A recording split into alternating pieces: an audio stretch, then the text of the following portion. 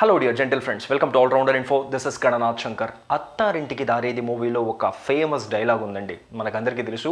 చూడప్ప సిద్ధప్ప సింహం నేను ఒకటే, కాకపోతే అది గెడ్డం గీసుకోలేదు, నేను గీసుకుంటాను, మిగతాదంతా సేమ్ టు సేమ్ అని చెప్పి ఈరోజు ఈ ఐపీఎల్ మ్యాచ్, ఇంకొక పక్క బిగ్ బాస్ షో, ఈ రెండింటిని కలిపి చూస్తుంటే నాకు కూడా రెండు సేమే కదా, రెండింటికి పెద్ద తేడా లేదే.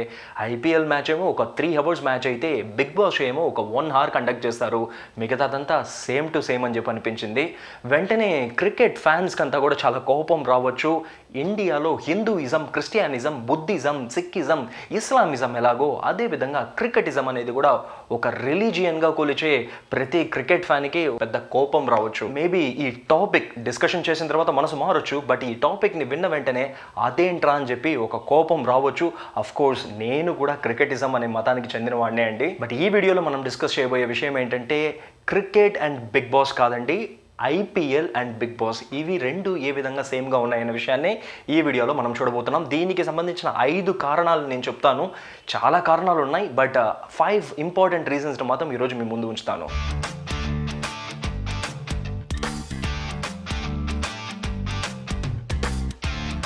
ఆల్రెడీ మనం బిగ్ బాస్ గురించి ఒక వీడియోలో చాలా క్లియర్గా చెప్పాం. అసలు సిసలైన బిగ్ బాస్ షోని నడిపించే ఎండమాల్ షైన్ అనే ఒక కార్పొరేట్ సంస్థ అని చెప్పి, అదేవిధంగా ఐపీఎల్కి బిగ్ బాస్ ఎవరు అని చెప్పి ఆలోచిస్తే of course none other than BCCI Endemol షైన్ని ఏ విధంగా నువ్వు ఒకటి చేస్తావు? ఎండమాల్ షైన్ అనేది ఒక కార్పొరేట్ సంస్థ, బీసీసీఐ అనేది ఒక క్రికెట్ ఆర్గనైజేషన్ అని చెప్పి మీరు అడగొచ్చు. బట్ మీరు అర్థం చేసుకోవాల్సిన విషయం ఏంటంటే బీసీసీఐ అనేది ఒక జస్ట్ ఇండియాకి సంబంధించిన క్రికెటింగ్ బోర్డ్ కాదండి. ఈరోజు ప్రపంచ దేశాల్లో ఎన్నో క్రికెట్ బోర్డ్స్ ఉన్నాయి. అన్ని క్రికెట్ బోర్డ్స్లో కల్లా అత్యధిక లాభాన్ని, అత్యధికమైన రెవెన్యూని సంపాదించే ద రిచెస్ట్ క్రికెటింగ్ బోర్డు ఏదని అడిగితే బీసీసీఐ మాత్రమే. దీనికి 1,00,000 కారణాలు ఉన్నాయి. అందులో అతి ముఖ్యమైన కారణం ఏంటో తెలుసా? బీసీసీఐ కండక్ట్ చేసే ఐపీఎల్. ఎస్, ఎవ్రీ ఇయర్ వీళ్ళు కండక్ట్ చేసే ఐపీఎల్ దీంట్లో ముఖ్యమైన కారణం. బీసీసీఐ యొక్క ఒక్క సంవత్సర ఆదాయం, 1 year రెవెన్యూ ఎంత తెలుసా? దాదాపుగా 3,000 కోట్ల పైచిలుకే, నియర్ బై 4,000 crores అని చెప్పొచ్చు. అదేవిధంగా ఈ పక్క ఎండమాల్ షైన్ కండక్ట్ చేసే Bigg Boss program, Endemol Shine Bigg Boss ప్రోగ్రామ్ని ఏదైనా సమాజ సేవ కోసం దీని పట్ల ఈ బిగ్ బాస్ షోలో ఇంతమంది కంటెస్టెంట్స్ని అంతా పంపించేసి దీని నుంచి ఒక సోషల్ మెసేజ్ ఇవ్వాలనే ఉద్దేశంతో ఏమైనా కండక్ట్ చేస్తుందా? అసలు కాదు. Revenue main target. ఒక కాంట్రవర్సీని క్రియేట్ చేయడం, ఒక ఎంటర్టైన్మెంట్ని ఇవ్వడం, దాని ద్వారా ఒక రెవెన్యూని తీసుకురావడం. అదే ఈ సైడ్ వచ్చారంటే బీసీసీఐ ఐపీఎల్ని జస్ట్ ఒక స్పోర్టింగ్ స్పిరిట్తో, జస్ట్ ఒక రియల్ స్పోర్ట్స్ మెన్ని తీసుకురావాలనే ఉద్దేశంతో కండక్ట్ చేయాలనుకుంటున్నారా? మెయిన్ ఉద్దేశం అయితే అది కాదండి, రెవెన్యూ. సో రెవెన్యూ అనే విషయమే మెయిన్ టార్గెట్ ఇక్కడ కూడా. సో ఆ విధంగా ఆలోచిస్తే బిగ్ బాస్ అండ్ ఐపీఎల్ ఇద్దరికి ఒకే రకమైన బాస్లే. సో ఇక్కడ ఎండమాల్ షైన్ అయితే ఇక్కడ బీసీసీఐ. అదేవిధంగా రెండవ రీజన్, 2 ఒకటి అని చెప్పడానికి రెండవ రీజన్ ఏంటని చూస్తే బిగ్ బాస్లో నంబర్ ఆఫ్ కంటెస్టెంట్స్ ఉంటారు, అదేవిధంగా బీసీసీఐ కండక్ట్ చేసే ఐపీఎల్లో నంబర్ ఆఫ్ టీమ్స్ ఉంటాయి. సో ఇక్కడ నంబర్ ఆఫ్ కంటెస్టెంట్స్, ఇక్కడ నంబర్ ఆఫ్ టీమ్స్. అదే ఎండింగ్కి వచ్చేసరికి, ఫైనల్ ఎపిసోడ్, ఫైనల్ డేకి వచ్చేసరికి 2 మాత్రమే ఆన్ స్టేజ్ మిగులుతారు. ఇక్కడ కూడా సేమే కదా. సో ఫైనల్ మ్యాచ్కి వచ్చేసరికి 2 టీమ్స్ మాత్రమే ఆన్ గ్రౌండ్ నిలబడతాయి. ఒకరు గెలుస్తారు, ఒకరు ఐపీఎల్ ట్రోఫీని లిఫ్ట్ చేస్తారు. సో ఇక్కడ కూడా 2 సేమ్ టు సేమే. ఇకపోతే మూడో విషయం అండి, టీఆర్పీ రేటింగ్స్. మెయిన్గా ఐపీఎల్ చూసినా లేకపోతే బిగ్ బాస్ చూసినా, సో వీళ్ళ ఇన్కమ్ సోర్సెస్ రకరకాలుగా వేరే సోర్సెస్ ఉన్నా కూడా మెయిన్ థింగ్ ఏంటంటే వీళ్ళ యొక్క టీఆర్పీ, దాని ద్వారా వచ్చే అడ్వర్టైజ్మెంట్స్, టీవీ టెలికాస్ట్ ద్వారా వచ్చే అత్యధికమైన రివ్యూ. ఈరోజు టీవీ టెలికాస్ట్ అంటే నాట్ ఓన్లీ టీవీ అండి, మొబైల్లో ఉండే హాట్స్టార్.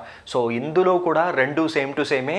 సో మీరు బీసీసీఐ కండక్ట్ చేసే ఐపీఎల్ని కూడా హాట్స్టార్లో చూడొచ్చు, Bigg Boss Endemol Shine conduct చేసే బిగ్ బాస్ని కూడా హాట్స్టార్ అనే ఒక యాప్లో చూడొచ్చు.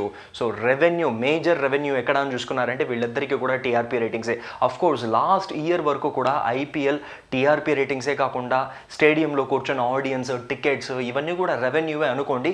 బట్ ఈ ఇయర్ అయితే అది కూడా లేదు కాబట్టి బికాస్ ఆఫ్ కోవిడ్-19 కంప్లీట్గా వీళ్ళిద్దరూ డిపెండ్ అయిన రెవెన్యూ ఏంటని చెప్పి చూస్తే yes, exactly it is TRP. And నాలుగోదండి, ఇది చాలా బలమైన రీజన్, 2 ఒకటే అని చెప్పుకోవడానికి. మీరు బిగ్ బాస్ కంటెస్టెంట్స్ని గమనించారా?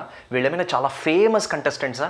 చాలా ఫేమస్ సెలబ్రిటీస్ అని చెప్పి ఆలోచిస్తే కాదు. ఒకటేమో ఫేడ్ అవుట్ సెలబ్రిటీస్ అయి ఉంటారు, అంటే ఆల్రెడీ చాలా పాపులర్ అయ్యి ఇప్పుడు ఛాన్సెస్ లేకుండా ఫేడ్ అవుట్ అయిన సెలబ్రిటీస్ని తీసుకొచ్చి బిగ్ బాస్ కంటెస్టెంట్గా పెడతారు. లేకపోతే ఇంకొకటి ఏంటంటే ఇప్పుడిప్పుడే వస్తున్న అప్కమింగ్ సెలబ్రిటీస్ అయి ఉంటారు, అంతగా షైన్ అవ్వని, అంతగా ఫోకస్ వాళ్ళ పైన పడని, సో అప్కమింగ్ అని సింపుల్గా చెప్పొచ్చు, అప్కమింగ్ కంటెస్టెంట్స్ని బిగ్ బాస్ షోలో పెడుతూ ఉంటారనమాట. అదేవిధంగా ఇక్కడ ఇంకొక షో, ఐపీఎల్ కండక్ట్ చేసే క్రికెటింగ్ షో అని చెప్పొచ్చు. సో ఇక్కడ మీరు చూసినా కూడా దీంట్లో ఆడే ప్లేయర్స్ ఒకరిద్దరు మినహాయిస్తే, ప్రజెంట్ ఉండే పాపులర్ ప్లేయర్స్ని మినహాయిస్తే మిగతా వాళ్ళంతా చూసారంటే యంగ్స్టర్సే, అంటే పెద్దగా షైన్ అవ్వని అప్కమింగ్ ప్లేయర్స్ అనమాట. ఇంకా మిగిలిన బ్యాచ్ చూసారంటే అంతా రిటైర్డ్ అయిపోయి ఉంటారు ఇంటర్నేషనల్ క్రికెట్ నుంచి. అలా రిటైర్డ్ అయిపోయి ఫేడ్ అవుట్ అయిపోయిన క్రికెటర్స్కి అంతా కూడా బీసీసీఐ ఐపీఎల్ అనే ఒక షో ద్వారా ఛాన్స్ ఇస్తుంది.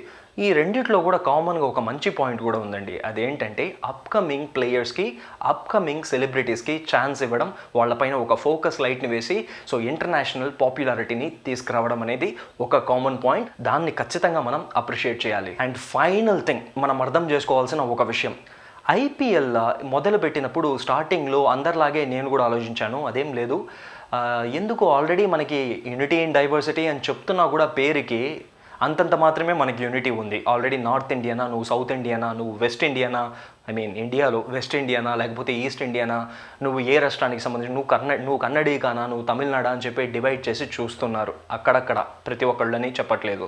సో మరి ఇటువంటి ఐపీఎల్ని తీసుకొచ్చి స్టేట్ వైడ్ డివైడ్ చేసి టీమ్స్గా పెట్టేస్తే రేపు ఈ విభజన అనేది ఇంకా ఎక్కువ అవ్వదా? సో ఆల్రెడీ మనం వచ్చేసి ఇండియా పాకిస్తాన్ అనేది క్రికెట్ వస్తే ఎంత కోపంగా కొట్టుకుంటామో, ఫర్ ఎగ్జాంపుల్ చెప్తాండి, తమిళనాడుకి కర్ణాటకకి చాలా రకాలైన సమస్యలు ఉన్నాయి. మెయిన్ థింగ్ ఏంటంటే కావేరీ ఇష్యూ. అలాంటి పరిస్థితుల్లో బెంగళూరుకి కర్ణాటకకి ఒక టీం, చెన్నై సూపర్ కింగ్స్ అని చెప్పి తమిళనాడుకు ఒక టీం పెడితే ఈ విభేదాలు అనేటివి ఇంకా పెరగవా? ఇంకా పెరిగి భూతద్దంలాగా పెద్దవైపోతాయి కదా. ఇది ఎందుకు ఐపీఎల్ అని చెప్పి నేను కూడా సర్వసాధారణంగా అందరిలాగే ఆలోచించాను. But phone next season build అవుతూ ఉంటే అర్థమైన విషయం ఏంటంటే దీన్ని కేవలం మనం ఒక ఎంటర్టైన్మెంట్ షోగానే చూడాలి. బిగ్ బాస్ని ఎలాగైతే మనం ఎంటర్టైన్మెంట్గా చూడాలో, పర్సనల్గా ఏ కంటెస్టెంట్ని తీసుకొని రోజంతా డిస్కస్ చేయకూడదు, అదేవిధంగా ఐపీఎల్ మ్యాచెస్ని ఆ మ్యాచ్ వరకే ఒక క్రికెటింగ్ స్పోర్టివ్నెస్తో చూడాలి. సో అట్ ద ఎండ్ ఏంటంటే ఎవరు the best cricketer, best cricket మనకి ఏ టీం అందించింది, ఇది నా టీం మీ టీం అనేది కాకుండా best cricketing team. For example CSK నా ఫేవరెట్, రాజస్థాన్తో తలబడింది, రాజస్థాన్ గెలిచిపోయింది. అల్టిమేట్లీ నేను ఫైనల్గా ఆ క్షణం బాధపడినా ఫైనల్గా క్లాప్స్ కొట్టాల్సిందే, ఎందుకంటే రియల్ క్రికెట్ అనేది అక్కడ విన్ అయింది కాబట్టి.